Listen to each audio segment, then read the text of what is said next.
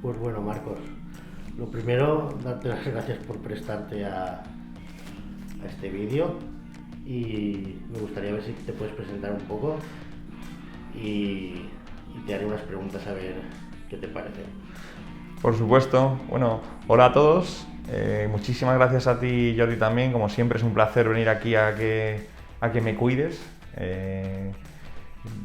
Me presento, soy Marcos Jodar, soy capitán del Ejército del Aire, piloto de combate de F-18 y actualmente soy instructor de F-5, que es un caza un poquito más pequeño donde nuestros futuros pilotos hacen el curso de caza. Y bueno, por mi trabajo, volar un avión de altas características, pues bueno, hace que no que se castigue al cuerpo, pero sí que se le exija mucho. Muchas veces vamos al límite y bueno, para poder realizar nuestros vuelos con la máxima seguridad y máxima garantía de éxito, pues debemos estar preparados tanto intelectualmente como físicamente, ¿no? Ambas cosas van unidas de la mano y la preparación, sobre todo muscular, postural y una buena educación y salud muscular es muy importante, ¿no? Por educación me refiero a saber calentar, saber estirar, saber entrenar y por supuesto reconocer cuando hay un indicio de una lesión.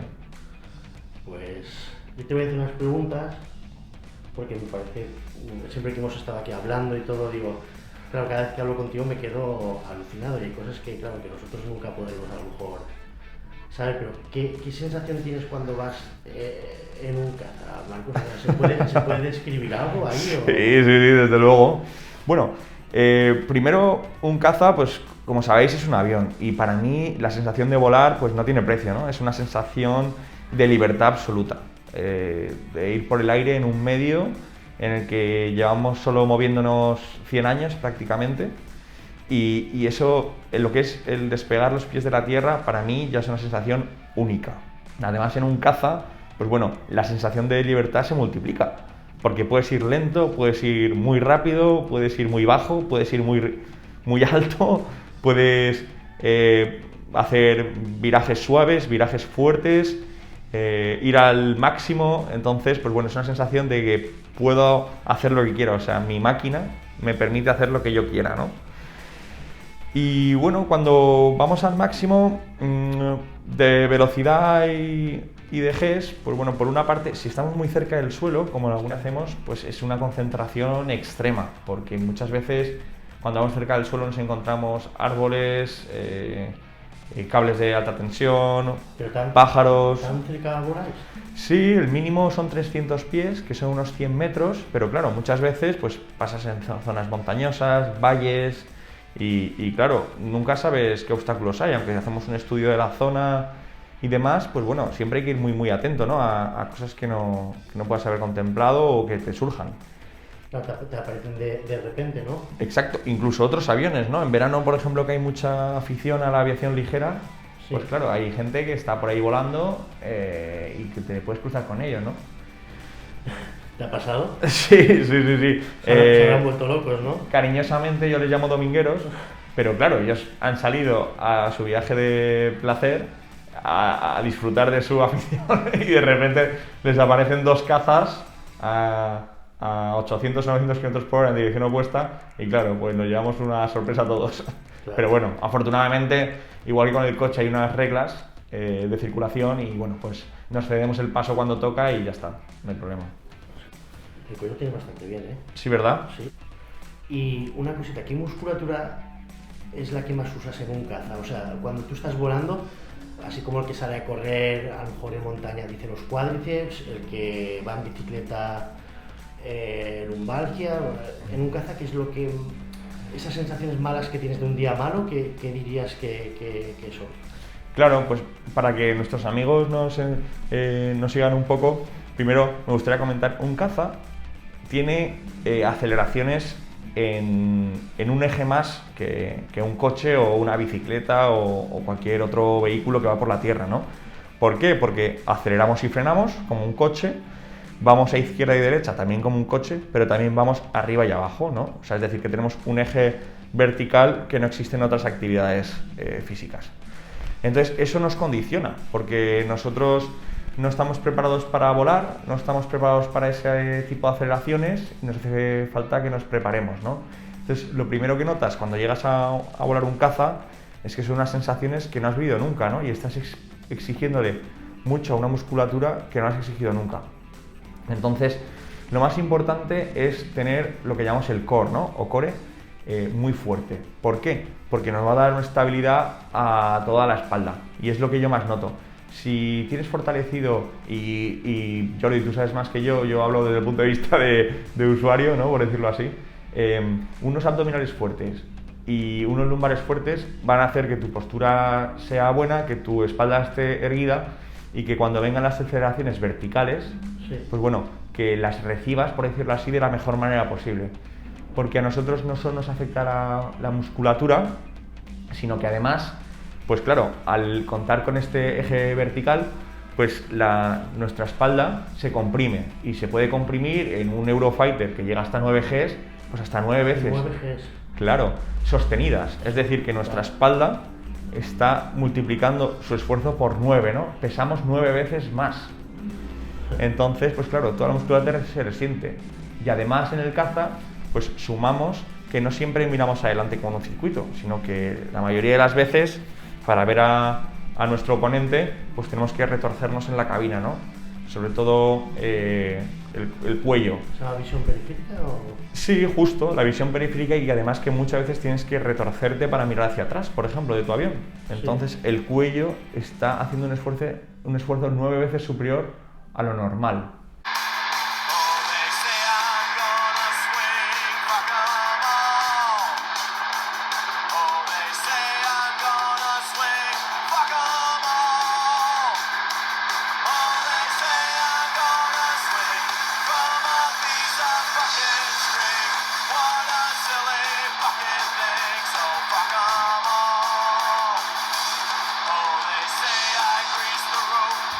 Entonces también es muy importante un cuello bien fortalecido y unos trapecios también bastante fortalecidos.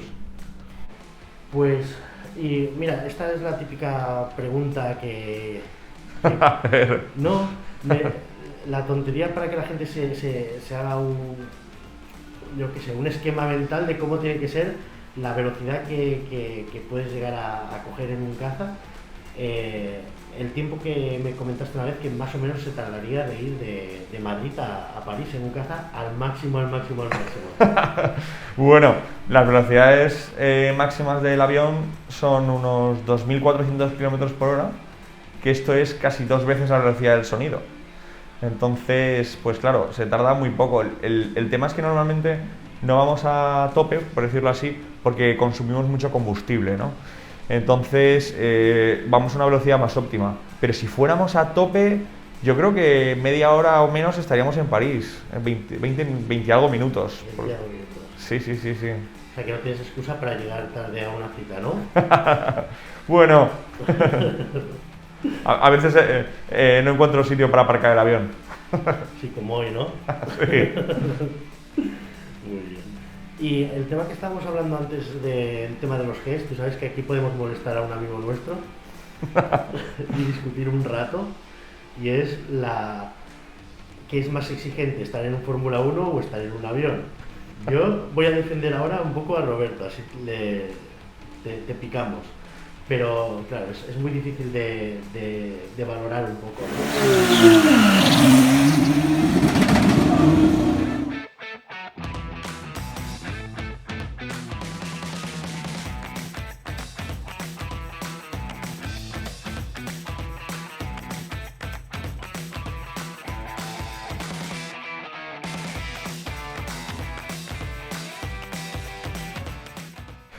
Sí, bueno, con Roberto, gran amigo nuestro, pues siempre sale la conversación y las comparaciones.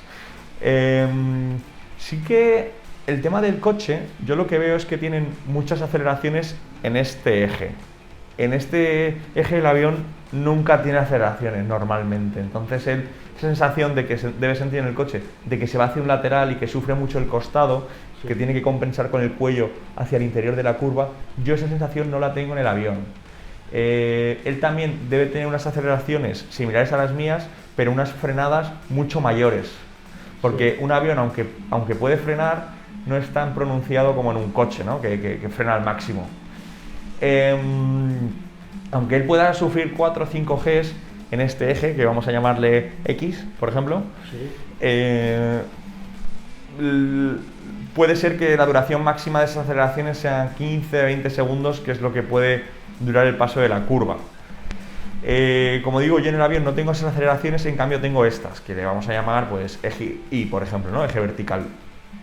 Entonces, el problema es que yo, si quiero virar izquierda y voy muy rápido, lo primero que hago es... Se te suman ejes, ¿no? Claro, primero inclino el avión y aquí lo que llamamos ceñir, tiro de la palanca y el avión vira, ¿no? Es decir, así yo primero lo pongo de lado y luego tiro y el avión pues cambia de rumbo.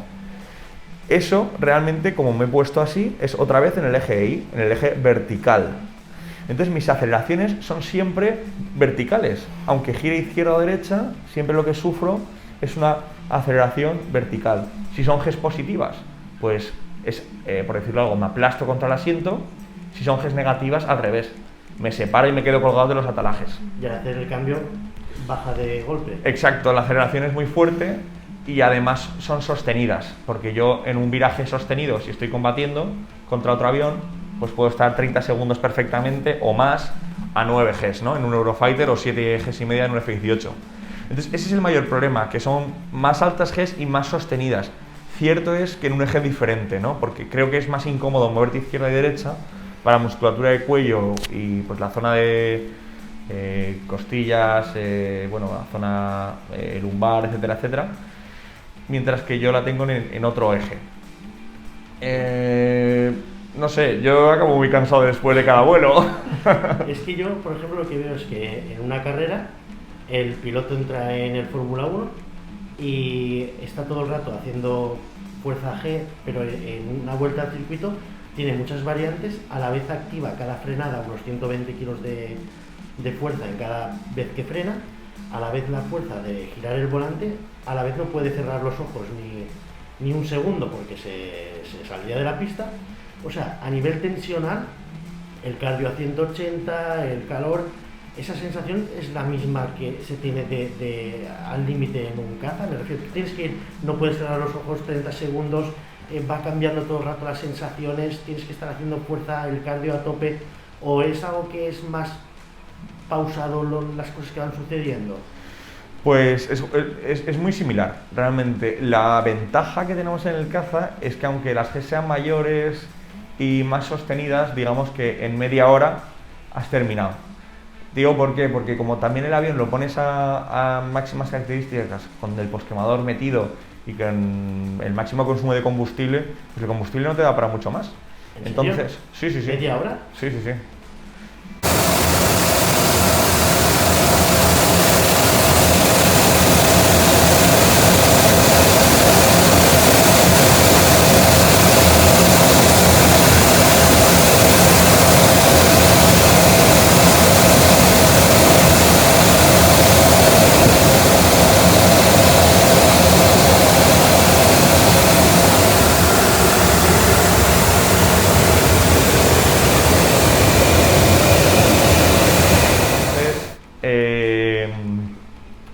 Digamos que, aunque sea de mayor intensidad, en media hora lo hemos liquidado.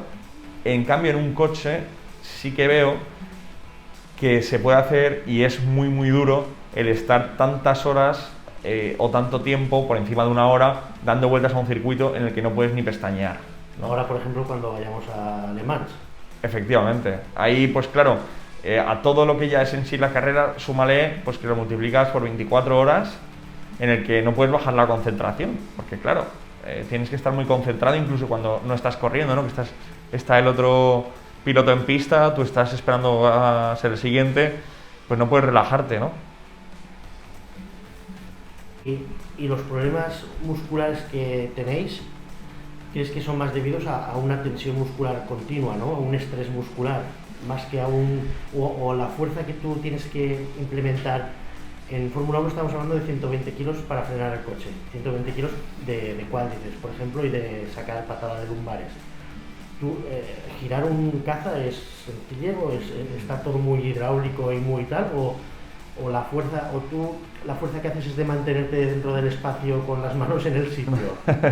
Bueno, pues hay varias cosas. Lo primero es que hay bastante explosión, ¿no? en la exigencia física, porque puedes estar en vuelo recto y nivelado, que empieza el combate, haces el primer viraje, ciñes al máximo del avión y de repente, de estar en una situación de relativo reposo, estás a 7 Gs y media, ¿no? Es decir, 7,5 veces tu peso, y las pulsaciones es sorprendente cuando llevamos aparatos de monitorización, que ves que puedes estar en 60 pulsaciones en reposo, 70 pulsaciones, que de repente subes a 180 pero en el chasquido de unos dedos, ¿no?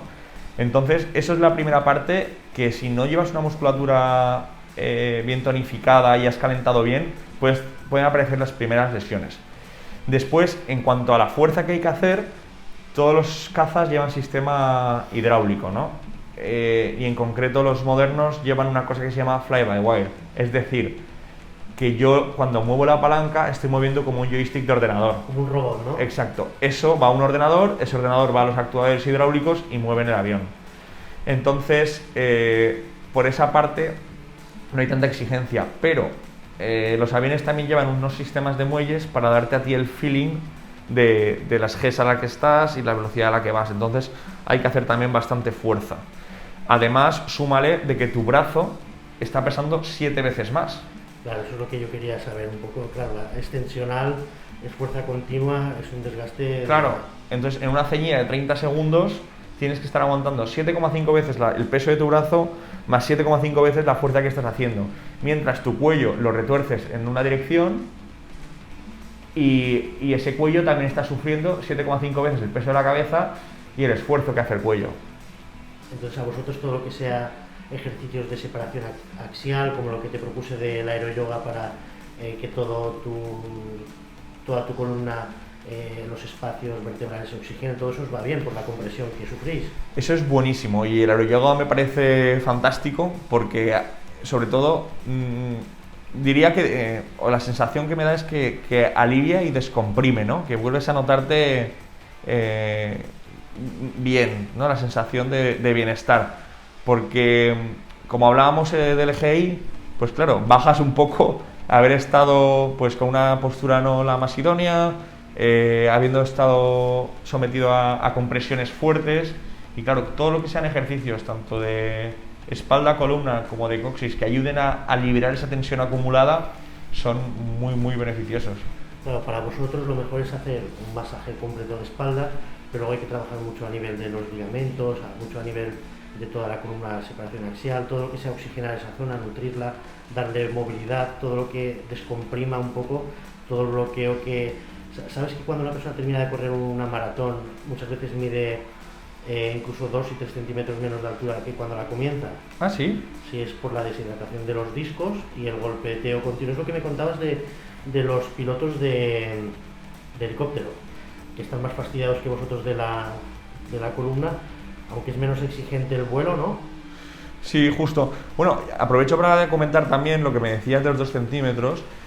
Como puede que sepáis, los aviones de este tipo llevan unos asientos lanzables, ¿no? Porque si tiene un fallo catastrófico el avión, pues activas el asiento lanzable y sales disparado del avión, ¿no? Llevas unos 14 cohetes pirotécnicos en la parte baja del asiento y te propulsa unos 100 metros en el aire para que se abra el paracaídas y puedas descender. Pues bueno, después la gente que ha tenido que eyectarse, después pues ve su estatura también reducida por la compresión brutal de hasta 14 y 15 Gs instantánea de sus vértebras, ¿no? Luego con el tiempo pues lo recuperan, pero también se comprimen. ¿No se desmayan en ese lanzamiento? Sí, claro, por supuesto. No se llega a perder el conocimiento porque es de muy corta duración, estamos hablando de menos de 2 segundos, pero por supuesto tienes visión negra porque toda la sangre se te va a los pies, no llega sangre al nervio óptico y no ves nada, ¿no? Aunque eres consciente, diríamos que tu ojo se queda sin funcionamiento, ¿no? Por un tiempo.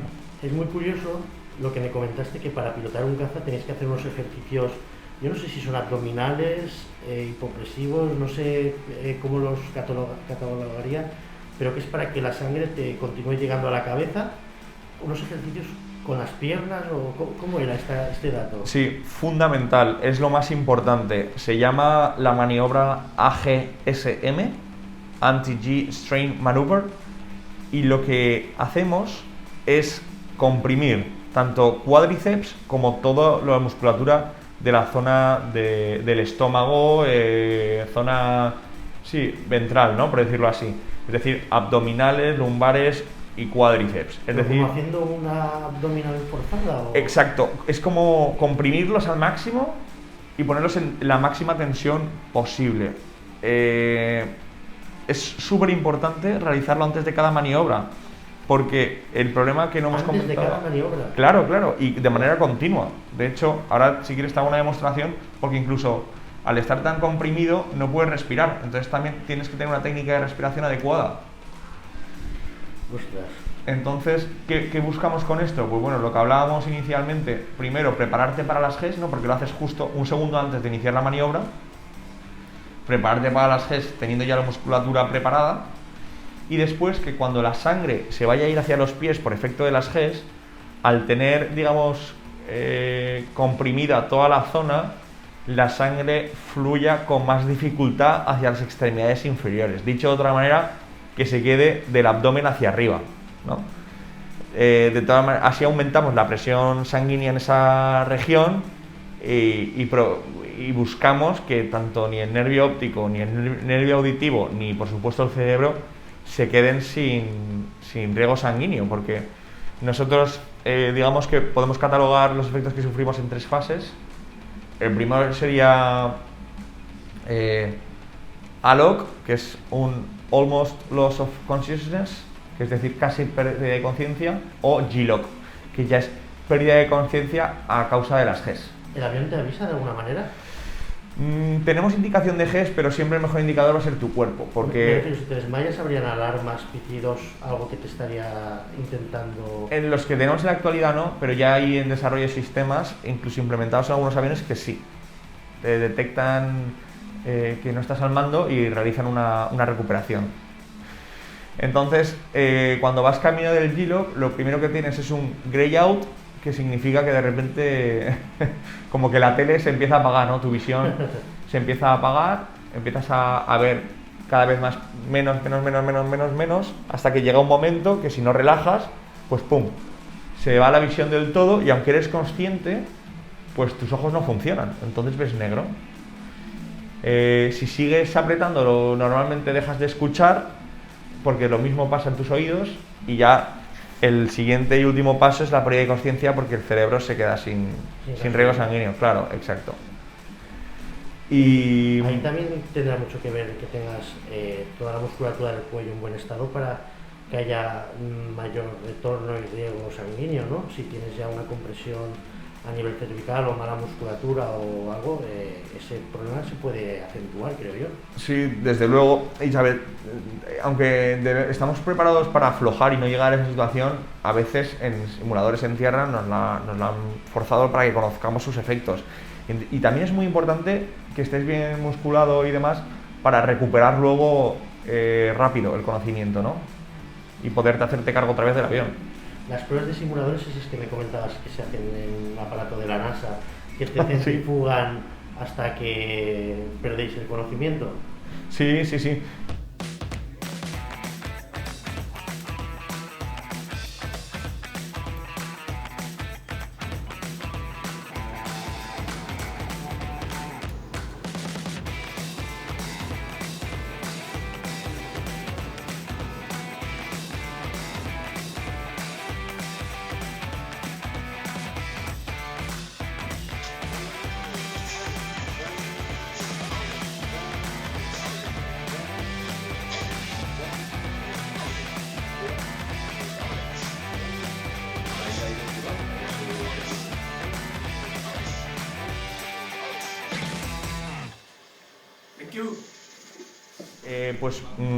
Lo hacemos en la ciudad alemana de Dresden, y allí tienen una máquina que es como la típica centrífuga de la NASA, de las pelis, ¿no? En la que te dan vueltas allí hasta que te desmayas. ¿Buscan ese límite, el desmayo? Sí. De hecho, incluso allí es donde se entrenan los astronautas de la Agencia Espacial Europea, que como curiosidad, el perfil que realizamos nosotros es de más altas Gs. Ellos lo hacen de manera más continua, es decir, se prolonga durante varios minutos, y nosotros la sensación de, o sea, el estar a altas Gs es segundos, ¿no? Estamos hablando de 20-30 segundos. ¿Has hablado alguna vez con algún piloto de la NASA para comparar sensaciones? Pues no he tenido la suerte, la verdad. He hablado y contamos en nuestro ejército con pilotos de pruebas que han estado volando en la NASA y demás, pero no he tenido la suerte de hablar con ningún astronauta. Es que realmente son muy poquitos. Claro. ¿Qué día te has acojonado en un avión? ¿Qué te ha pasado? O sea, ¿un pájaro? ¿Un ovni? ¿Nada? Bueno, ovnis yo no he visto ninguno, y te soy totalmente sincero, que no significa que no existan, y ahí dejo a cada uno pues que saque sus conclusiones. Era por hablar, ¿no? Sí que... Algún compañero igual ha visto a alguno, ¿no? Sí. Lo que sí que es una pasada por las noches, con las gafas de visión nocturna, cuando miras al cielo estrellado, muchísimos días hay lluvia de estrellas, pero constante, o sea, como las gafas de visión nocturna te permiten en la oscuridad pues ver con más claridad porque aumentan mucho la luz disponible, pues ves que continuamente están pasando pues asteroides, meteoritos, estrellas. Es una sensación... ¿Qué altura es? Bueno, pues nosotros subimos hasta un máximo de 60.000 pies, y incluso ya a partir de fuera de la troposfera, ya por encima de los 35.000 pies o así, digamos que se acaba de quitar mucho más, se reduce mucho más la capa de la atmósfera, y ya digamos que tienes un contacto directo con el espacio exterior, mucho más que tienes en la superficie terrestre.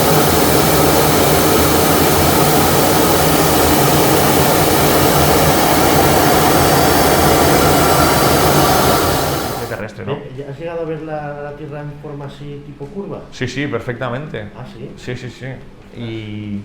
Y vamos, si alguien tiene alguna duda de que la Tierra es plana, yo le digo que lo he visto y no, es curva.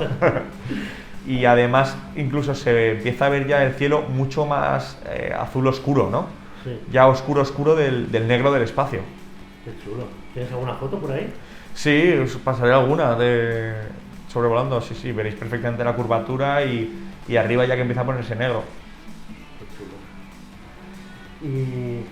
Y bueno, respecto a lo de sustos, pues bueno, yo creo que cualquier trabajo en el que funcionas con máquinas y llevas un poco al límite, ¿no? la situación el día a día, pues tienes sustos. Sí, me he cruzado con pájaros, también con el trabajo en misiones, pues he tenido alguna situación así un poco digna de ser recordada, pero yo creo que la vez peor que lo he pasado fue en Lituania, que estábamos allí de misión con la OTAN, en un vuelo más o menos rutinario, como entre comillas patrullando la frontera y demás, y la situación meteorológica era más o menos buena. Pero bueno, ya sabéis estas cosas de verano, que de repente se forma una tormenta no esperada, y la tormenta se interpuso entre donde estaba yo y mi base.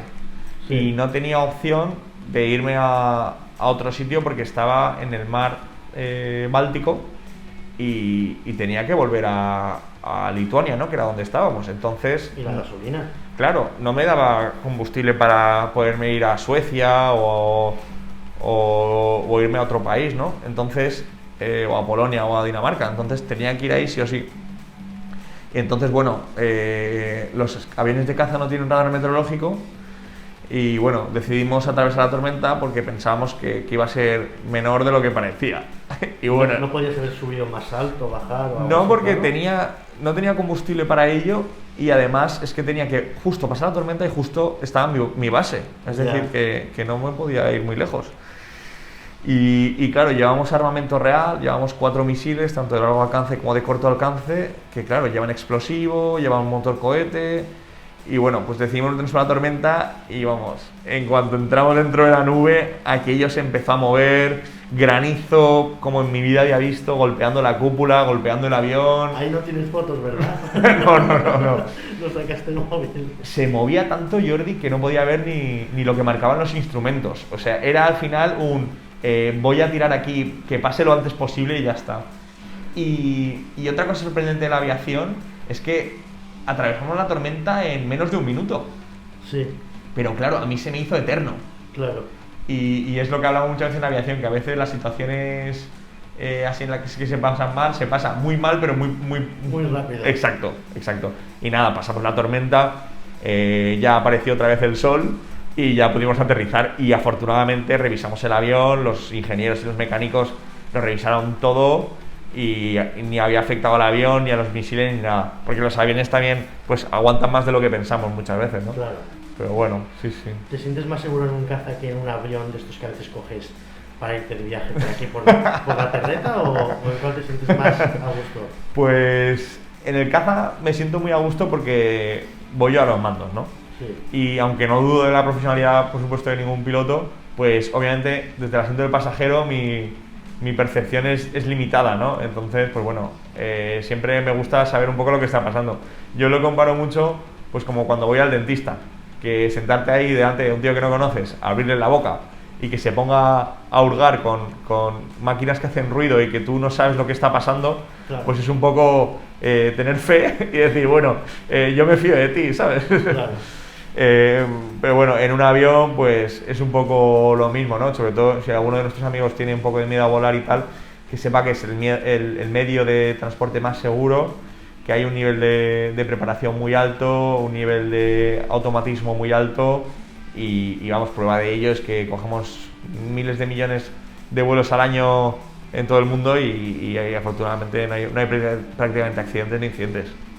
Y la última pregunta que te voy a hacer es ¿qué piensas cuando ves una película como Top Gun? es Hollywood realista total.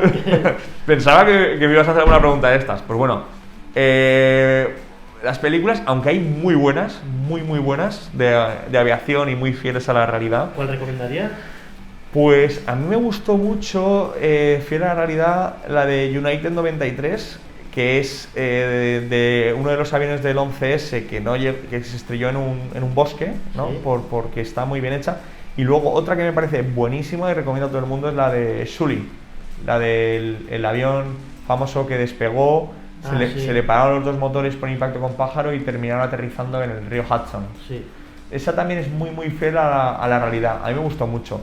Y luego así más de aviones de combate y demás, la batalla de Inglaterra, que aunque es antigua, es muy buena. Y luego todo este tipo de películas, que la mía favorita es Pearl Harbor, por ejemplo, aunque no son tan fieles desde el punto de vista de la aviación, pues son entretenimiento, se ve otras partes de la aviación que a mí me gustan mucho. Y Top Gun, pues bueno, tengo que decir que gracias a Top Gun, ahora que van a sacar la segunda, pues volvemos a estar de moda. Claro. Y además el avión protagonista es un F-18, ¿no? Que es mi avión y así que estoy muy contento. Y bueno, como te decía, pues principalmente hay que tener en cuenta que son películas para entretener. Entonces, pues aunque se ajusten más o menos a la realidad, pues siempre tienen este componente que le dan ahí un poco para hacerla pues más atractiva al espectador. Pero bueno, al fin y al cabo no engañan a nadie, ¿no? Es decir, se muestran a los pilotos realizando maniobras con los aviones, un poco lo que es la vida del piloto de combate, ¿no? Pues bueno, preparación, briefing, ejecución y debriefing después, analizando lo que ha pasado y cómo mejorar. Y en eso esas películas son muy buenas, ¿no?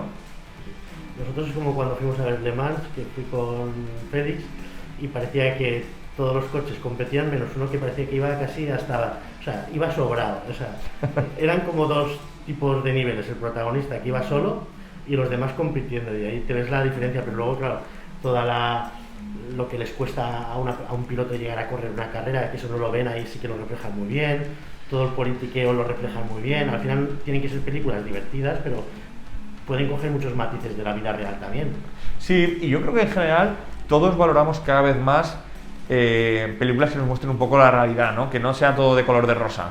Claro. Y si un director de cine puede combinar la realidad, los entresijos de la profesión, combinándolo con el entretenimiento, pues yo creo que ha dado con la fórmula.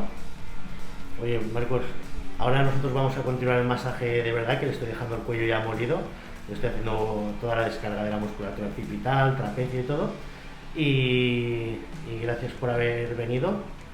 Y ya sabéis, si queréis más vídeos como este, suscribiros al canal, darle a la campanilla y traeremos a más clientes que tengo súper interesantes como Marcos, que gracias por prestarte, Marcos. Muchísimas gracias, Jordi, por tratarme y cuidarme tantísimo, y nos vemos pronto. ¿A quién traemos la próxima vez? Tenemos que buscar algún artista más, algún deportista, algo interesante. Yo creo que seguro que tú traerás a alguien muy interesante. Bueno, gracias.